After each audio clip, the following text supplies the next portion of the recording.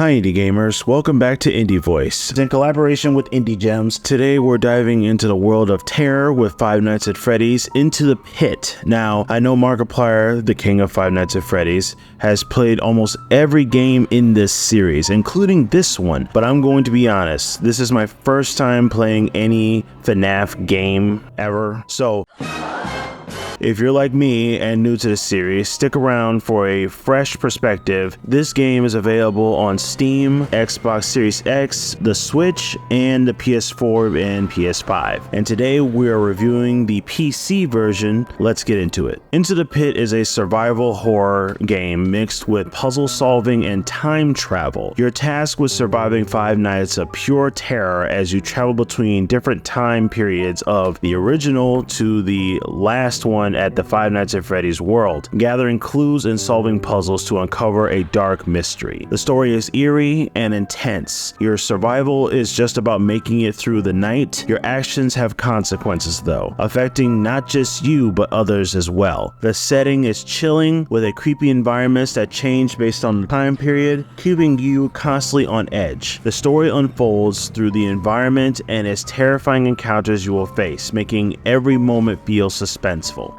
Now let's talk about the gameplay.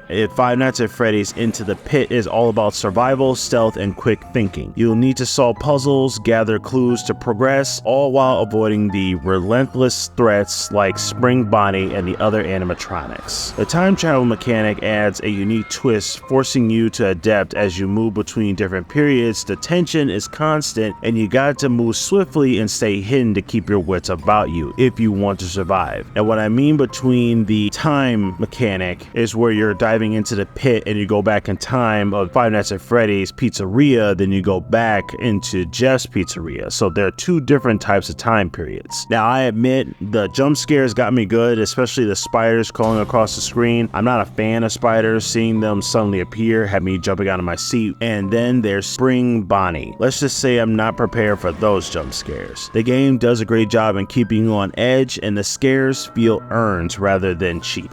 Alright, here's a breakdown on the pros and cons of Five Nights at Freddy's Into the Pit. Pros: the atmosphere is seriously intense, the game is eerie settings, the sound design create a constant sense of dread, the puzzles are challenging and add depth to the gameplay. You're not just running around and hiding, you got to think on your feet. The story is engaging with its unique mechanic of diving into the pit and switching between time periods, adding an interesting twist that keeps you hooked. And those jump scares, they are terrifyingly effective, especially for a first timer like me. Cons: the difficulty is high, which it is changed between the first one all the way to the highest one, which might be overwhelming for those newcomers to the FNAF series. Some of the mechanics can feel repetitive after a while, especially if you're stuck on a particular night. So is Five Nights at Freddy's Into the Pit worth it? For horror fans and FNAF enthusiasts, it's a highly recommended experience. The game excels in creating a nerve-wracking atmosphere, delivering both tension and scares. If you're looking for a challenge and a genuinely creepy game, this one you shouldn't miss. It's only $19.99. It's sold